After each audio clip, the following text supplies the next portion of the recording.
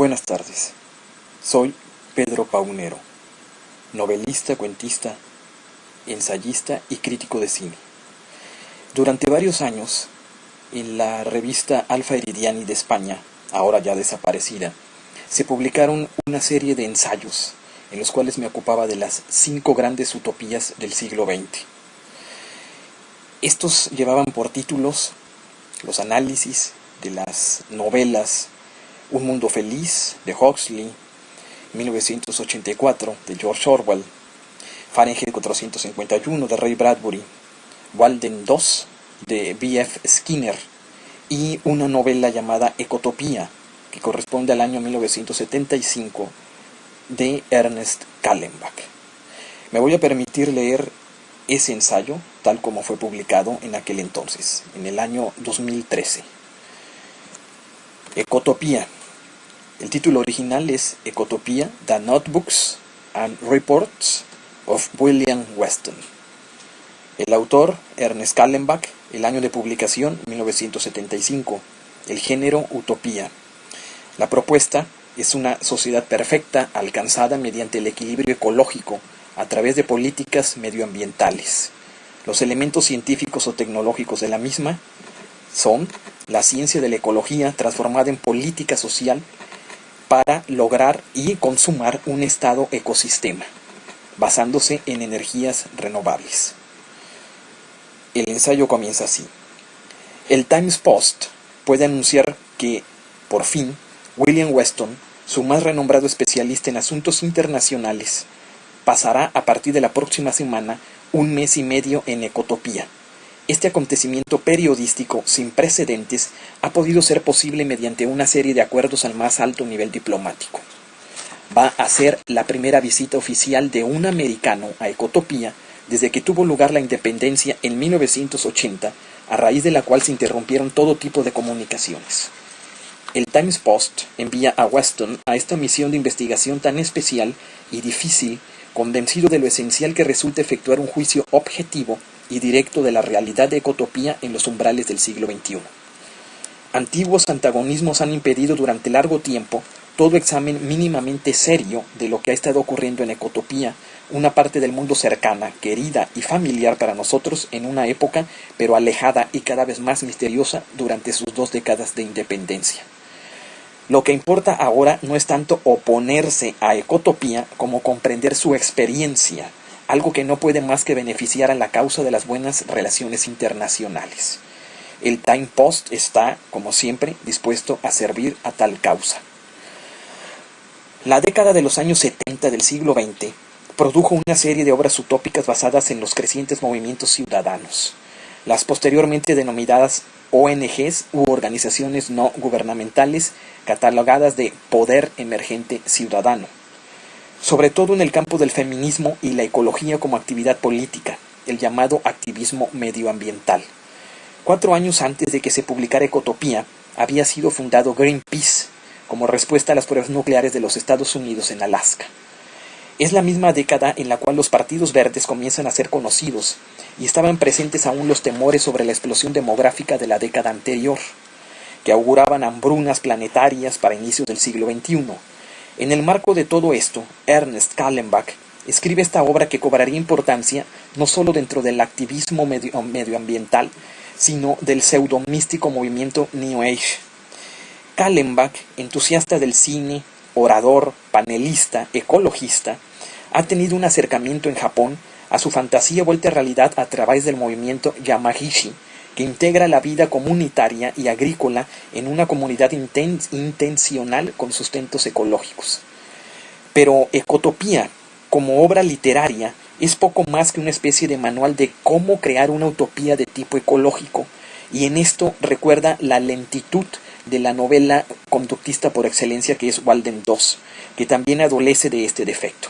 Sin embargo, ambas están escritas en el mejor estilo de Thomas More, por supuesto, el padre de todas las utopías literarias, y repiten algunas de sus convenciones, basada en la descripción a través de notas que el protagonista, un reportero, envía a su publicación, pero también las que anota para su diario, más íntimas y reveladoras. Es un libro interesante, sorprendente por momentos, pero casi carente de acción, o aventura verdadera, a la que nos tienen acostumbrados los escritores de ciencia ficción que le han dedicado tiempo a la utopía. Después de 19 años de vivir en aislamiento, en los territorios separados de la Unión Americana, que constituyen los antiguos territorios del norte de California, Oregon y Washington, se establece como un estado ecosistema a toda este bloque de estados, según los preceptos de vivir en una utopía que sea un perfecto balance entre humanos y medio ambiente. Se admite a un visitante proveniente de los Estados Unidos, el periodista Will Weston del New York Times.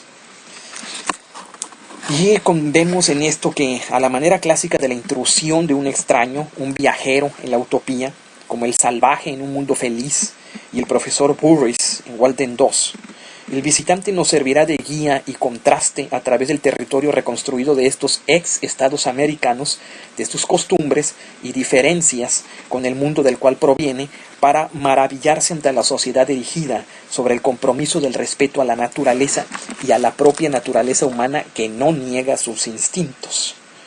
Cito: a bordo del vuelo 38 de TWA de Nueva York a Reno, 3 de mayo. Comienzo mi misión en un jet que vuela en dirección oeste hacia Reno, la última ciudad americana antes de la impresionante barrera de Sierra Nevada, que guarda en sus senos las cerradas fronteras de Ecotopía. Como en toda utopía clásica que se aprecie, las fronteras cerradas están presentes en Ecotopía, y los vuelos comerciales sobre su territorio están prohibidos para evitar el ruido y la contaminación de la atmósfera. Pero este nuevo país se abre ante el asombrado Weston cuando se da cuenta que incluso dentro de los vagones de los trenes, los ecotopianos han colocado helechos colgantes, macetas y cubos de reciclaje de basura, y todo tiene un aire de rusticidad que contrasta con el ambiente neoyorquino del cual él proviene.